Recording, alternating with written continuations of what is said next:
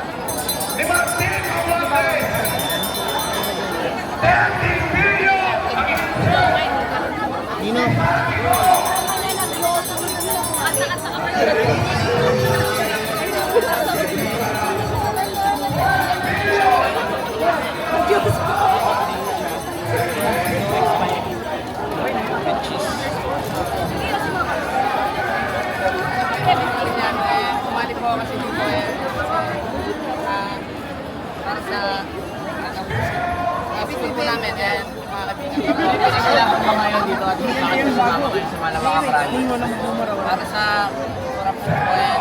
Nakikita ko po sa online na yun. May mga proof din po na kaya po kami ngayon nandito ngayon po kasi nilalaban po namin yung tama namin ngayon. Gusto ko po na ito po patunayan na nandito po kami lahat para patunay na bakit nila tinatatago ang pera namin yun na binibigay sa amin dapat na baka may sigaw kayo o gusto nyo panawagan sa gobyerno, pwede nyo magagawa. Hoy, mga kurang! Ito lang ang sasabihin ko sa inyo! Pamilig lang ang taong bayan! Ibalik nyo yung tax na ninakaw nyo! Ayaw na! Ayaw na yung mga ninakaw nyo!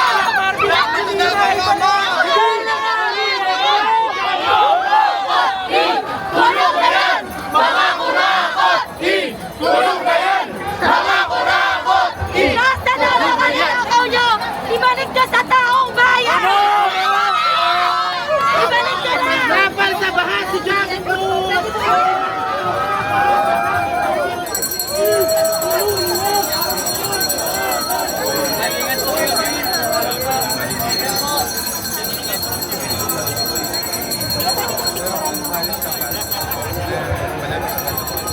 Thank you.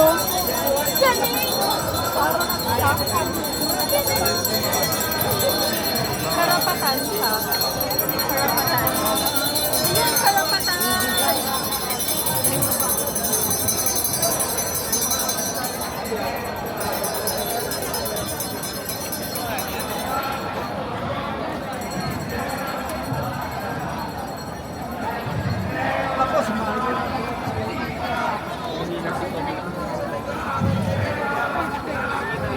Ayun yun.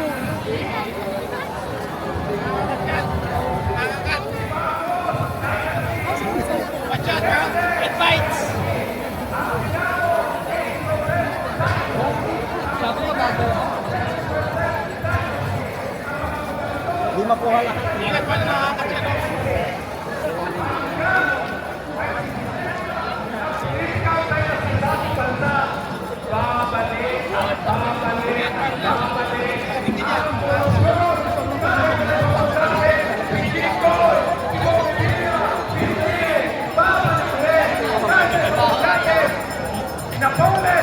Saan ka Facebook mo?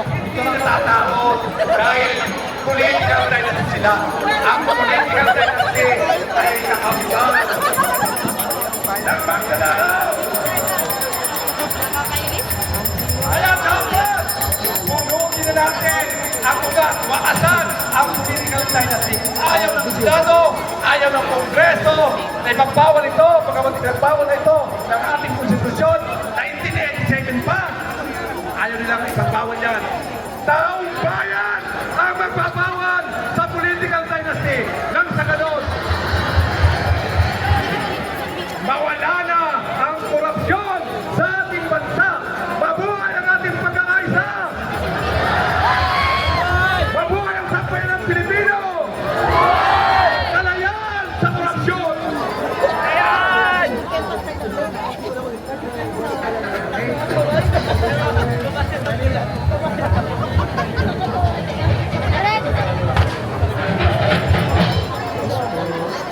Mula po sa Punjab, sabi ni Sara Duterte, naawa daw si Rodrigo Duterte sa mga nangyayaring flood control.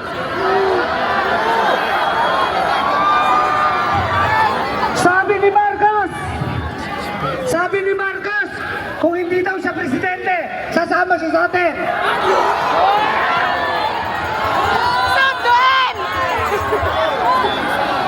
Pwede ba, request? Para kay Rodrigo Duterte, ito ang sagot natin. Walang uuwi! Walang uuwi! Walang uuwi! Walang uuwi! Maraming salamat. Ngayon, nasabi na po lahat ng galit. Sabi nga ni Sarah G, pinapaikot-ikot lang tayo. Tama? Hindi lang tayo pinapaikot-ikot. Nilulog tayo sa paa. Ngayon, si Chavit Singson, isang dakilang political dynasty mula pa sa panahon ni Marcos Sr. hanggang sa panahon ni Julio, lalaban daw sa korupsyon. Naniniwala kayo kay Chavit? Tinatanong kami sa Bunyog, Kulex, dapat Nepal na ang Pilipinas. Dapat Nepal na. Dapat Indonesia na. Pero sabi natin, ang mga Pilipino mapagpasensya, hindi naniniwala sa pero, ayan na, ayaw nyo lang pumayag. Sabi ni Bongbong, sabi ng Malacanang, kalma! Walang kakalma! Walang kakalma! Walang kakalma! Walang kakalma! Walang kakalma! Tinanong ako, Kulex, naniniwala ka ba sa revolusyon? Yes! Naniniwala na ako sa revolusyon! Mula flood control! Revolusyon! Maraming salamat po mga kabunyog, mga kababayan.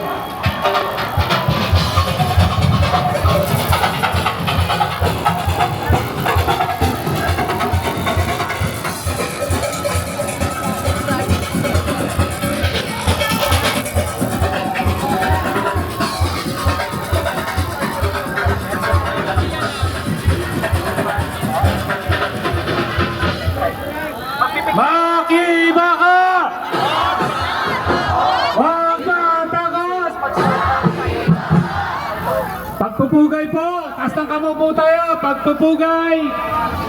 Sa lahat ng mga hindi natatakot at nakikibaka ngayong umaga! Lahat ng sagot! Lahat ng sagot! Marcos mismo dapat managot! Marcos mismo dapat managot! Eh, dapat talagang managot. Sabi niya, hindi lang sa presidente, nasama lang siya dito. Bayad na kayo!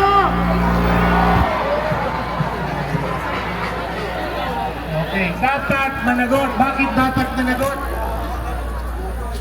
Sa kasaysayan ng Pilipinas, ang pinakamalaking pork barrel po ay ang pork barrel ni Pangulong Ferdinand Marcos Jr. No? Umaabot sa mahigit 1 trilyong piso. Sa 3 taon, kung siya yung Pangulo, umaabot sa mahigit sa 1 trilyong piso ang inilaan para sa flood control projects pa lamang. Ganun po kalaki ang tondong pinabaha. Marcos Jr. sa flood control, ngunit kapigilan ang baha. Lumulusog pa rin ba kayo sa baha? Yan po ang dapat ipanagot ni Marcos. No? Ang pinakamalaking organization, alam niyo, organization ng Senado, napakalaking organization ng Kongreso, pero kanino ba ang budget nito? Sino ang may hawak ng kontrol at kumakalito sa budget? Walang iba? Kaya po, narinig ko ba? Kaya lang, lumabas ang balita. No? Dahil mismo sa sinuntaan dokumento na sinabit ni Marcos sa Comelec kung saan tumakbo at naging presidente ng 2022. Sinuntaan niya, nagtumanggap siya ng 21 milyong piso mula sa mga kontraktor. Pwede ba yun? Bawal po yun! Sabi mo nangyari sa dalawang kontraktor na ito ng mga pinagkato na lang. Tumanggap po ng feedback 3 milyong piso po ng mga kontrata mula sa DPWH at iba pang ahensya ng gobyerno. Kaya tuwa-tuwa po sila sa alaga nila sa mga kanyan. Kaya bawal po ito sa batas. Bawal tumanggap ang sino mang kandidato ng kontribusyon sa kampanya sa panahon ng eleksyon. No? Alam niyo ba kung ano ang parusa sa mga kandidatong tumatanggap o tumanggap ng donasyon mula sa kontraktor ng eleksyon? Alam niyo ba parusa? Disqualification! Pagkatanggal sa pwesto! At kulong. No? Kaya, sino po ang tumanggap ng 21 milyon na donasyon mula sa mga kontraktor? Si Marcos mismo. Sino po ang tumanggap ng donasyon? Si Marcos mismo. No? Sino ang dapat ma-disqualify sa posisyong bilang presidente ng Pilipinas? Sino ang dapat ma-disqualify? Sino ang dapat ma-disqualify? Lahat ng sangkot! Lahat ng sangkot! Si Marcos mismo! Si Marcos mismo! Abuhay po sa inyong lahat.